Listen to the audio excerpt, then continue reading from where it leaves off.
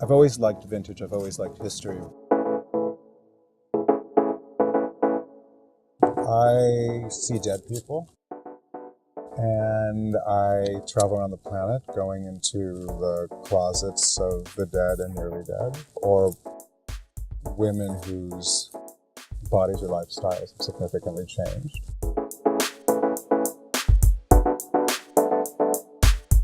You know, it's nice to be a purveyor of pre-loved luxury.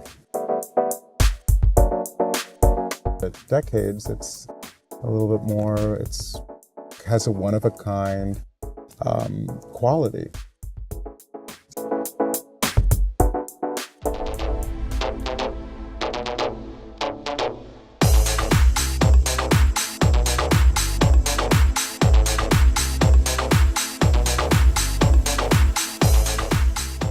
I'm a native of LA. I was born in East LA and grew up in Beverly Hills, next to Telly Savalas and Roger Moore.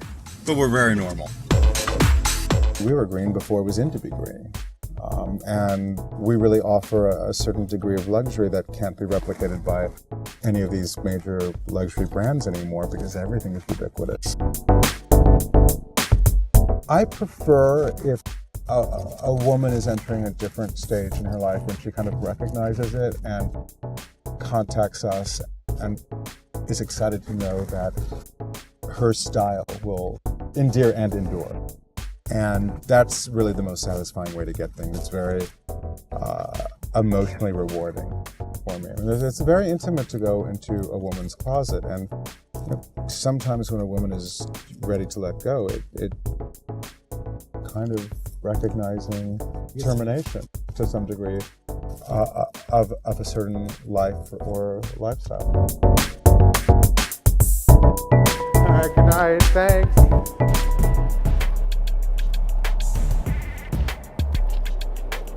I mean, I'm excited that we're going.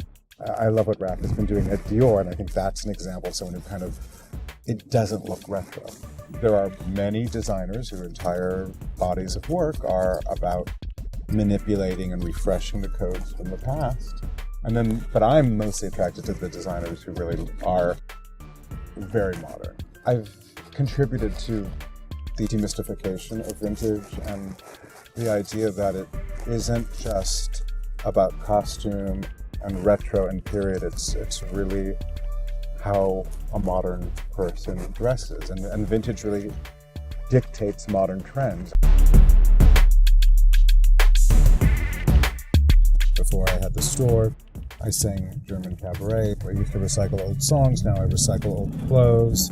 I like challenging things. I don't sing out loud, Louise, anymore. But yeah, part of me is antsy to sort of revisit that part of my history. I mean, I toured all around the country, and that's what got me into vintage, is that I was thrifting looking for men's and ended up finding women's, and you know, the career completely changed.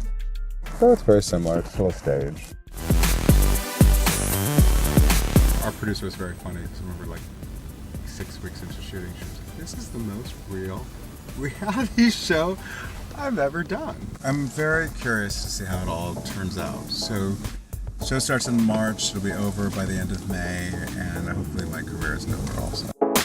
The book is a hybrid essay coffee table book about the history of 20th century fashion, but really through my eyes, and following the philosophy of what decades has always been about, which is vintage that looks modern. The imagery and the supporting text is really about looking at each decade in a very modern sensibility, so much so that I have hope that when people kind of quickly skim through the book, they might be in the 20s chapter, but they'll think the image is from the 70s. I like to think it's a fashion Bible for those who like the way I see things. I always remind people that the clothes that come into decades were worn at people's most glorious moments of their life. And those are great emotions to have. We have the collection of Mrs. Alan J. Lerner right now, and we have photos of her dancing with JFK in Dior Couture from 1961. So I think, like, you know, whoever gets to wear that again, what a glorious moment was had. And hopefully that energy that positive energy gets to enter the new wearer. I mean, I love, I mean, even with men's clothes, I'm always so excited when I meet the original owner and I can hear a story like, oh, you know, I wore this, or just that memory.